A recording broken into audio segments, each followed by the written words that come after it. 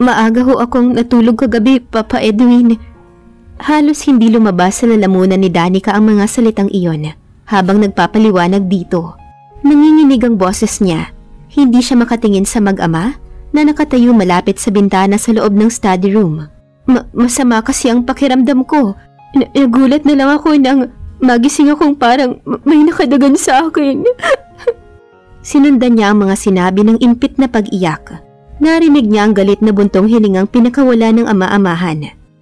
Walang nangyari sa panlalaban ko dahil parang wala na sa sarili si Anthony. Lasing na lasing siya. Wala akong kalaban-laban sa lakas niya. Humikbi siya. Wait, wala akong matandaan sa mga sinabi mo. Mariing tanggi ni Anthony. Pa, I didn't do anything. Don't tell me, hindi mo rin alam kung paano kang napunta sa kwarto ni Danica. Umiling ito habang isinusuklay ang mga daliri sa buhok. Nakatingin lamang siya rito. Sa tingin niya ay pilit nitong inaalala kung paano itong napunta sa silid niya. Yes, I was drunk last night. Pagkuway sabi nito. Inimbita ko ng grupo ng mga bago kong kakilala na parami ang inom ko. Puro mataas ang alcohol content ng mga ininom namin pa. Hindi naman talaga ako naglalasing, kaya siguro masyado akong tinablan. Inihatid ako ng mga kakilala ko rito. I couldn't remember what happened next. That's it! Sa sobrang kalasingan mo, hindi mo na alam kung anong pinagagawa mo. Pinasok na ng masama ang utak mo. Akala mo nasa States ka pa? Na napakadaling kumuha ng babaeng makakapartner sa kama? Kaya don't tell me na wala kang ginawa. Pa, huwag ka ng mga tuwiran, Anthony. Putol nito sa sinasabi ng anak. Nagparoot pa rito ito habang hinahagod ang manipis ng buhok. Hiyang-hiya ako kay Danica. Para ko na rin siyang sariling anak. Hindi ko akalaing magagawa mo ang kalapastangan ng yun sa kanya. Ano na lang ang iisipin ni na Gina at Levi? Nako mo, kinupkup ko lang si Danica. Hahayaan ko na lang na pagsamantalahan mo siya. Huwag mo namang palabasing masamang tao ako, Papa. Protesta ni Anthony. But you did it. Sasabihin ba ni Danica yun kung hindi totoo? Iiyak ba yan ng ganyan kung walang nangyari? Kung may relasyon sana kayo at gusto rin niya ang ginawa mo, then walang problema. Pero hindi ganun eh. Nakita mo naman kung gaano kasakit sa kanya ang nangyari. Kaya kahit alam mo o hindi mo alam ang ginawa mo, ginusto mo o hindi ang nangyari, you have to face the consequence. Seryoso na wika ng kanyang ama. What do you mean, Papa? Maang natanong ni Anthony. Isipin mo kung ano ang dapat maging consequence ng ginawa mo. Hindi na gustong marinig ni Danica ang sumunod, kaya umiiyak siyang tumakbo palabas. Naiwan ng mag-amang Edwin at Anthony. Isang makahulugang tingin ang ibinigay ni Anthony sa papa niya. More or less, alam na niyang iniisip nito. You're not talking of marriage, Papa. Sabi niya. Like what I've said, itinuring ko na rin siyang parang tunay na anak. Isa pa, ipinagbilin siya sa akin ni Sean. Alam mo kung gaano kamahal ni Sean si Danica. Every time na nakikita ko siya, parang nakikita ko si Sean. At ayokong isipin niyang porket anak kita, kukonsintihin kita. You mean, gusto mong pakasalan ko si Danica? Salubong ang mga kilay na reaksyon niya sa ipinahiwatig nito. Hindi ba't iyon lang ang dapat? No! Mabilis ang naging pagtutol niya. That's absurd, Papa. I can't marry her. I'm sure you're man enough to face the consequence of what you did.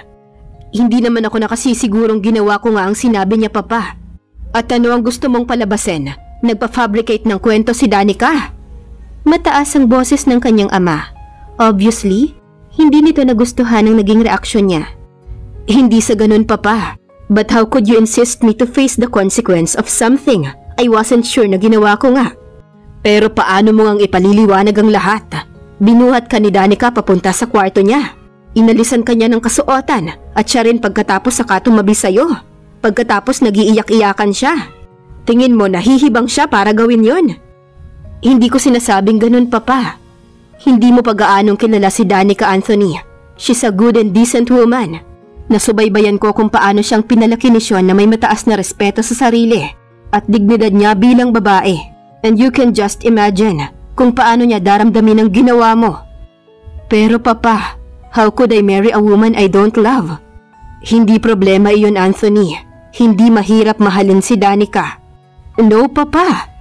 Minsan na tayong nagkaroon ng gap, Anthony. Ginawa ko ang lahat para muling maayos ang relasyon natin bilang mag-ama. Kapag hindi mo pinakasalan si Danica, muli mo lamang sisirain ang relasyon natin.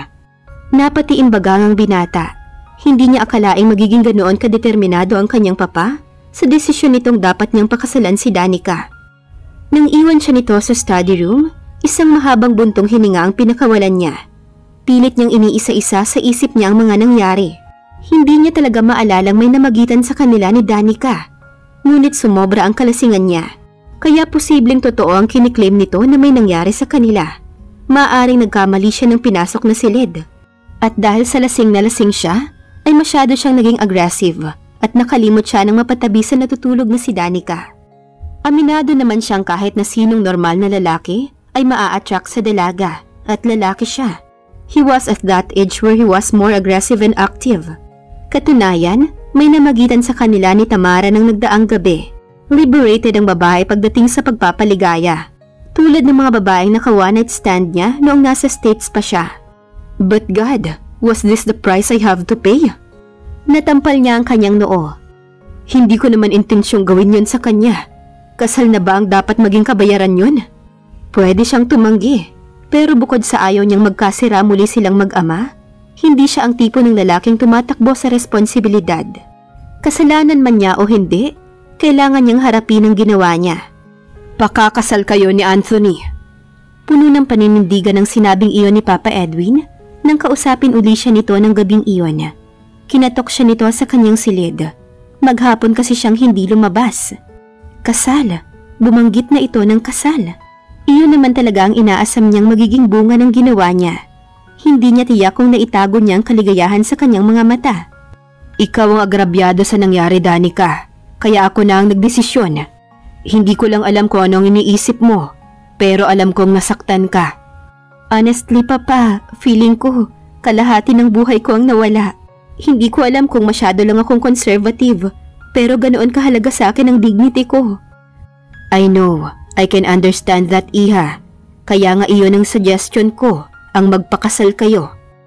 Paano ho kung ayaw naman akong pakasalan ni Anthony? Nakausap ko na siya, and my son is a man of dignity. Batid kong alam niya ang consequence ng ginawa niya, kahit sinadya niyang gawin o nakalimot lang siya. Nang mga sandaling iyon, halo-halo na ang nararamdaman niya. Masaya siya, ngunit sa kabilang banda ay may takot at guilt sa puso niya. God, tama ba tong ginawa ko? Kung kasalanan man to, forgive me. But I'm desperately in love with him, kaya ako ito nagawa. Ito lang ang naiisip kong paraan para matutuhan niya akong mahalin. Nabahala si Danica ng 2 araw na hindi umuwi si Anthony sa villa. Hindi niya alam kung anong iniisip nito. Pero may kutob siyang labag sa kalooban nitong pakasalan siya.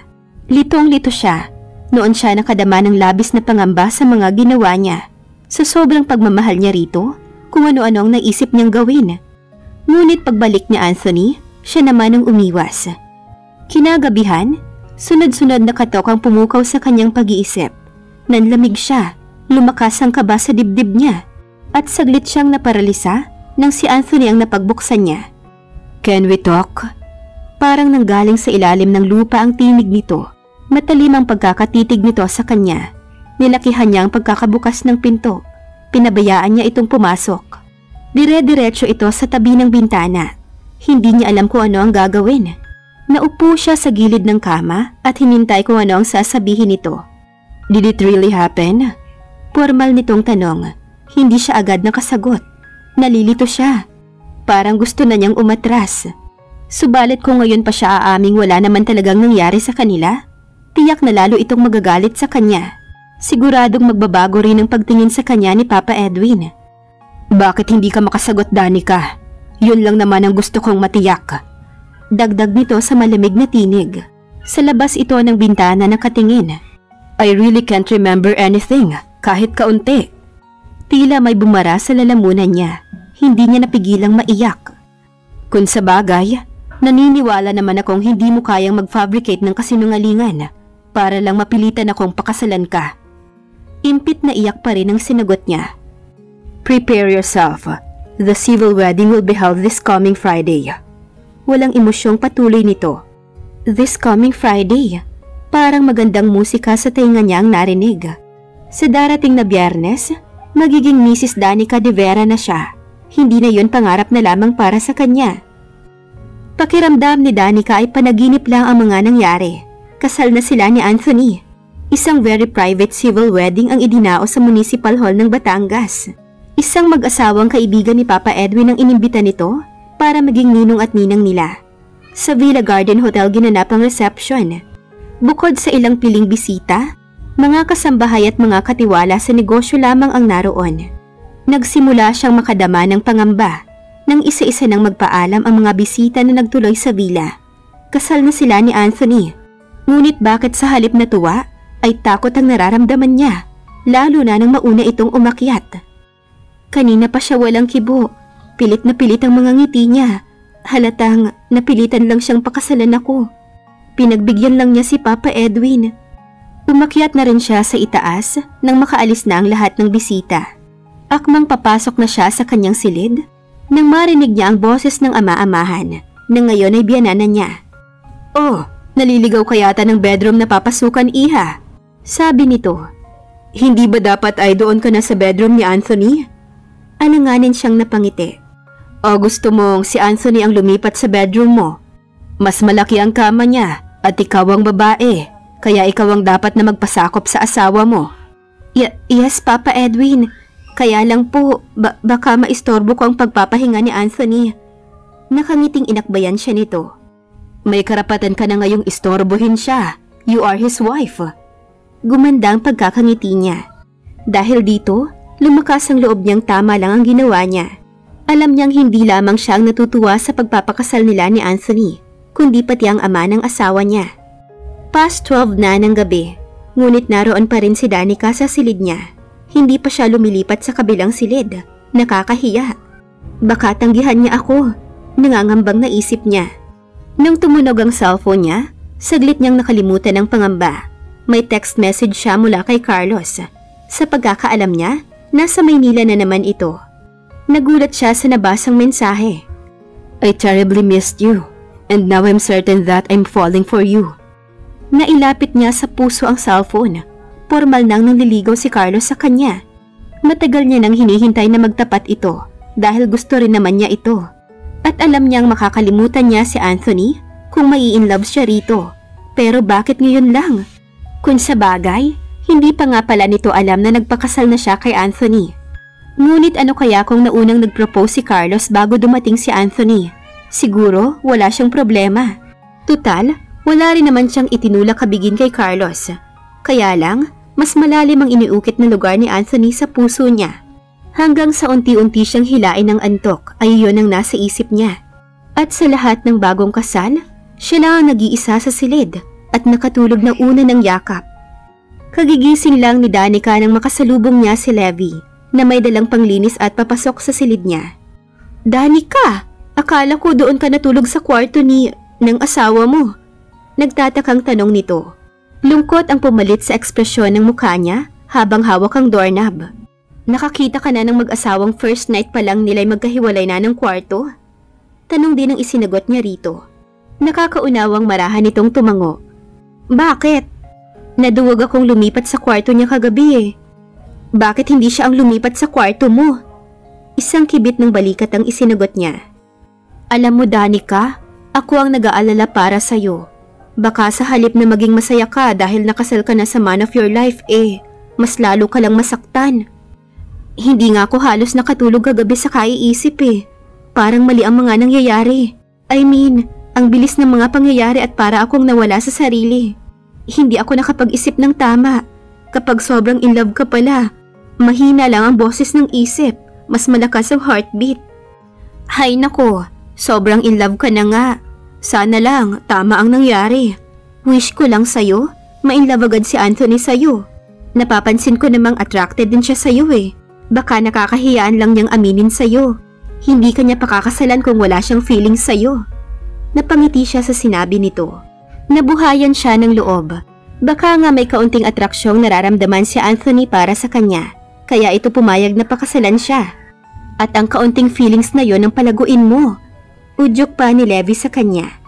"Kaya kung hindi siya lilipat dito sa kwarto mo, ikaw ang lumipat sa kwarto niya mamayang gabi at huwag kang papayag na walang mangyari. Pasaway ka talaga, Levi, natatawang sabi niya. Mas hibang ka lang sa akin. By the way, umalis na ang gwapo mong mister. Ha? Saan kaya siya pupunta? Huwag kang mag-alala, hindi ka iiwan nun. Nagpunta sila ni Senior Edwin sa plantasyon. Kaya kung ako sa'yo, magluto ka na ng paborito niya. Diba sabi nila, the easiest way to a man's heart is through his stomach. Tutulungan kita dahil hindi ka pa naman magaling magluto. Salamat sa suggestion, Levi. Friend indeed nga kita. Nagpasama siya rito na lumabas ng villa. Nagpunta sila sa fishport na malapit sa isla. Doon sila namili ng mga sariwang seafoods. Tama ito. Para mapaibig niya ang kanyang asawa, ay uumpisahan niya sa pagluluto ng masarap na pagkain. Para lagi niya akong maalala. Nakangiting saad niya sa sarili. Mapaibig nga kaya ni Danica ang kanyang asawa? At dito na po nagtatapos ang kabanata ng ating kwento. Maraming salamat po.